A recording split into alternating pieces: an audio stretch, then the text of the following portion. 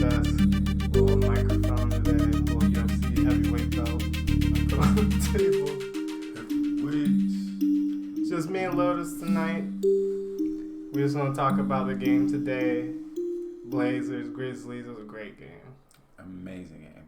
It was a great game. Amazing game. What were your takeaways from that game, bro? I mean, before we even start about with the takeaways, can we just say how bubble basketball actually has been pretty impressive? I mean, they've been really entertaining. Some things, what I personally wasn't expecting.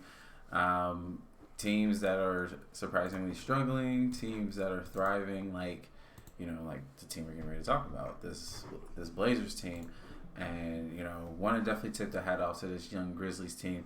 This young Grizzlies team is something to, really, really look forward to. It's great. It's a great young team, and they still have pieces that that are hurt, such as Justice Winslow, and I wonder how that would incorporate into next year. Got a bunch of young dogs, but got to tip your hat off to the team that honestly probably benefited from COVID the most, it being Portland. Other teams benefited as well, but I think Portland benefited a lot getting Nurkic back, who just dominated tonight, having a 20 plus game tonight.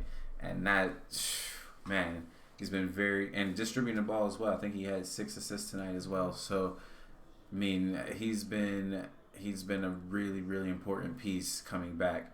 Then you look at also Zach Collins coming back as well.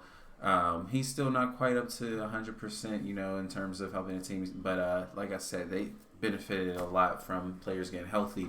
But tonight, man, it was just a great game going back and forth.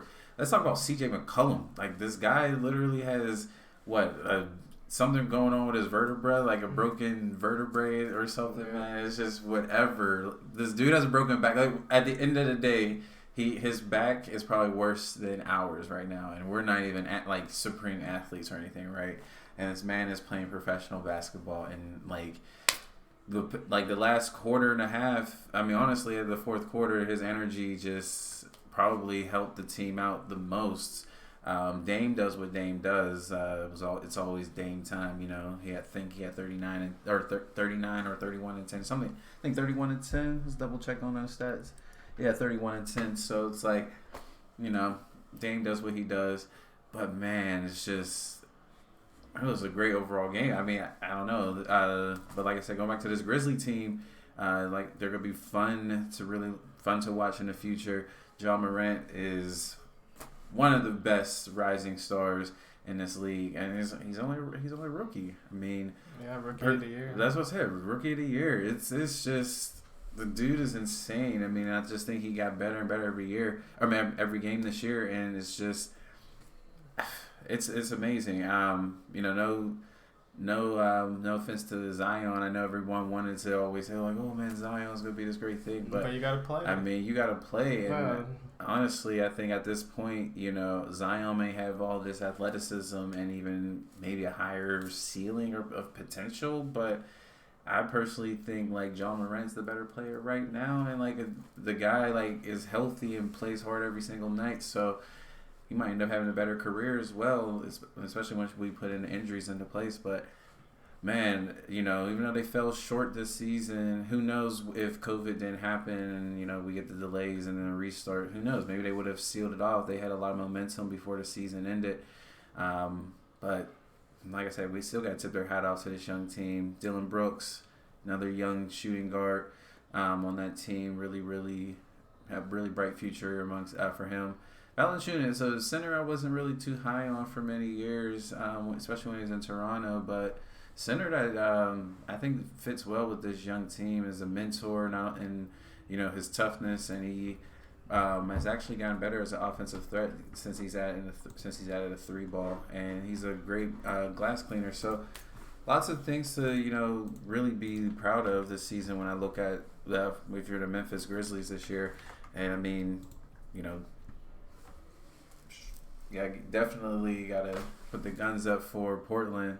Really, really fighting this year to get to make that 8th seed. So, like I said, I had a lot of fun watching this game. What about you, Sal? Yeah, I mean, in a game where I think Portland ended up winning, I think John Morant looked like the best player on the court somehow. Man. Somehow. We had 4 players in the I think above 20 points on that team. And Nurkic, I think, had 20 plus rebounds, and even then, Ja looked like, especially on the pick and roll, looked unstoppable. Got to the rim every single time. It seemed like he just too explosive for anyone to really guard on the Blazers, and I think that's gonna be the downfall of this team. I don't think they're that good defensively. Defensively, no. CJ's hurt with the vertebrae fracture. Melo, I don't think Melo. Yeah, there were times in the down low where people just got to the rim, and I feel like Melo could have been a little tougher there. Maybe gotten a foul and stopped them from getting to the basket, but that's just one part of his game, and I think his shooting has been consistent.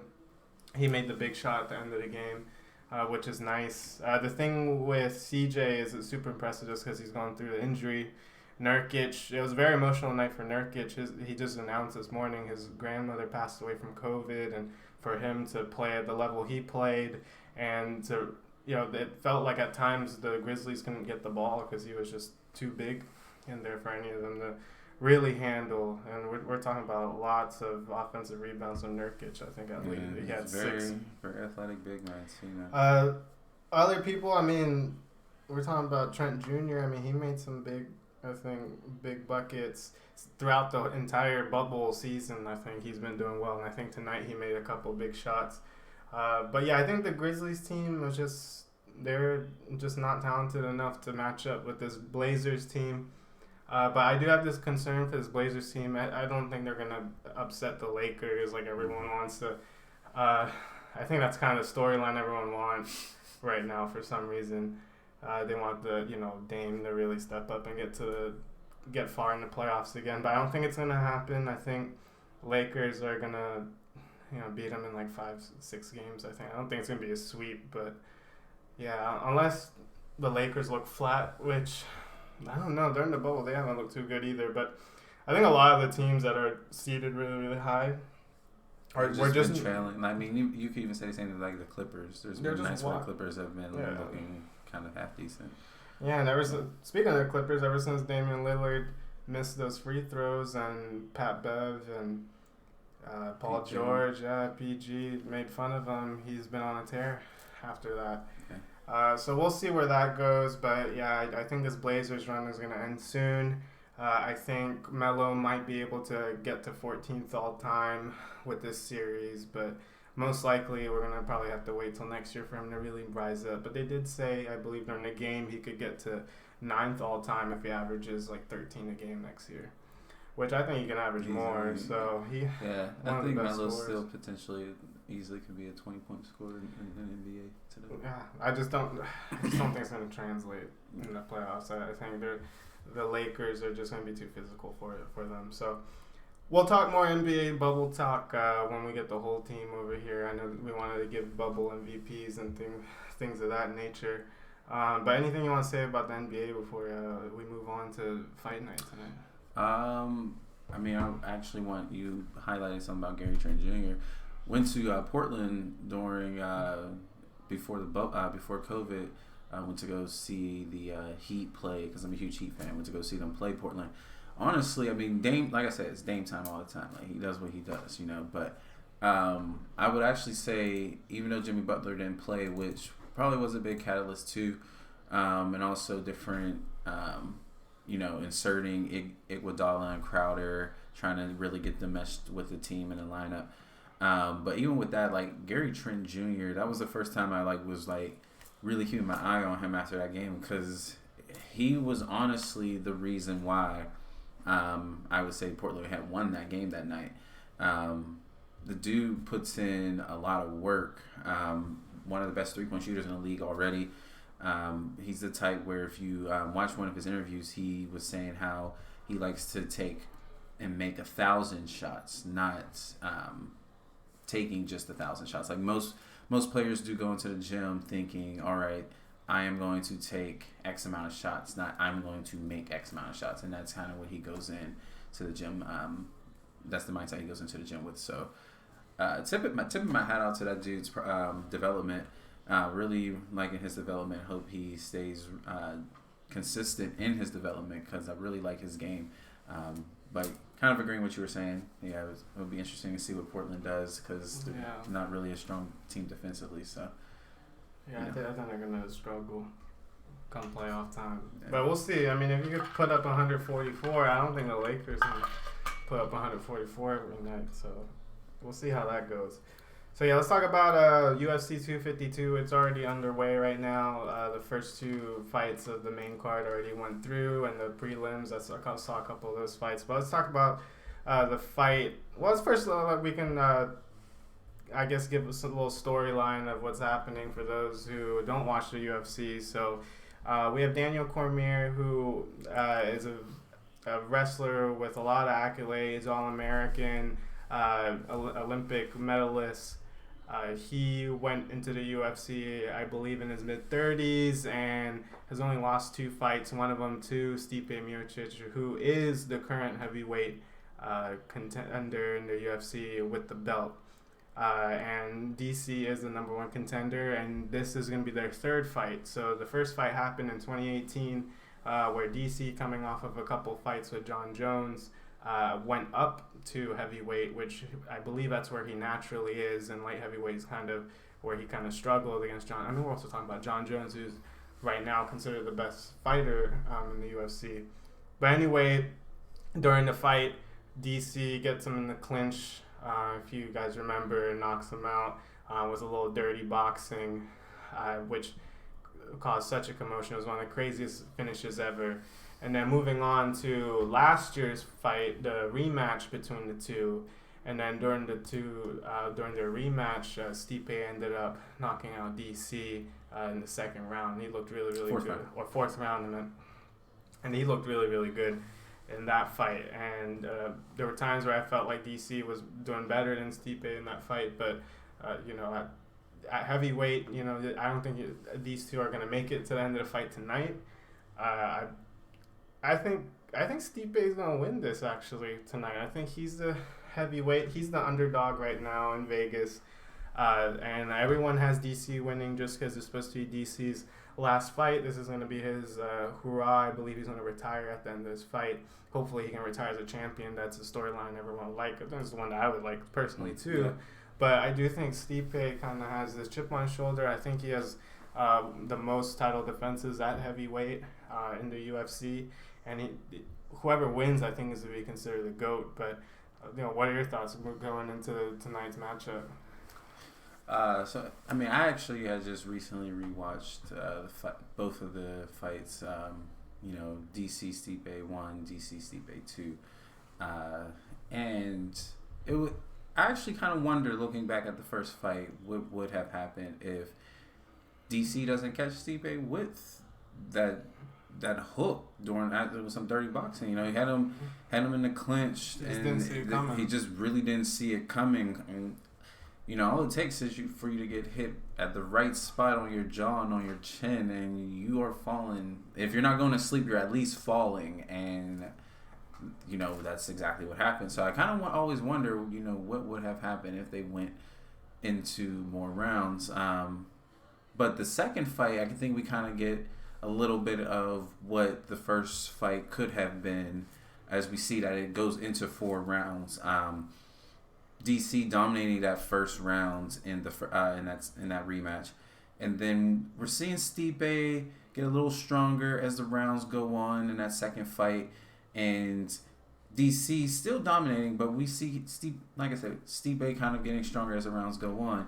And it was in the 4th round, he noticed something where he finally changed it up. I think that was the one thing. That's the body shot. Yeah, I think that was the one thing where, watching the fight, you're wondering, like, man, why isn't Stipe, why is he kind of fighting DC's fight? Why isn't he, doing anything different?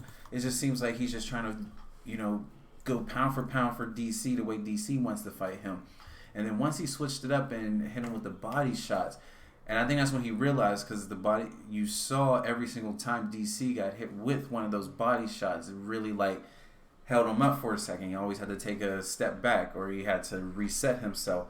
And I think that was the biggest turning point, because that final one just had DC stumbling and discombobulated, where Stipe was able to start to land critical blows that just pretty much, the judge had to end the fight.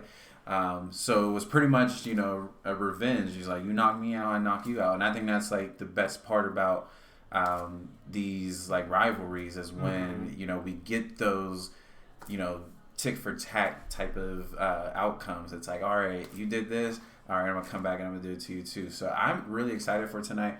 I think the biggest thing for tonight, deciding a victor, I think it will be Stipe. I would like for it to end, as you said, on the with DC kind of going out as a champion, retiring on top, and everything like that.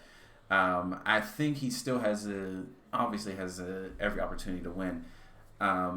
I think this fight comes down to these fighters doing things differently and fighting their fights and not getting caught up fighting the opponent's fight. So with Stipe, really mixing it up, getting some leg kicks in, attacking the body, which I'm pretty sure DC is going to be expecting.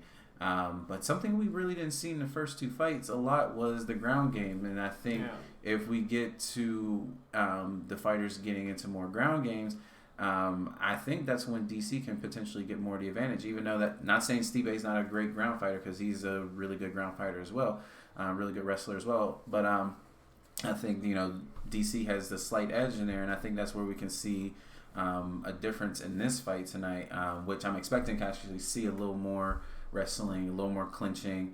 Like I said, Stipe adding a little more leg kicks, because in the first two fights we don't see a lot of kicking. I think we're going to see a lot of mix up with this one. I think this fight could potentially go to distance. I think this can also be a fight that ends with a KO TKO by the fourth round.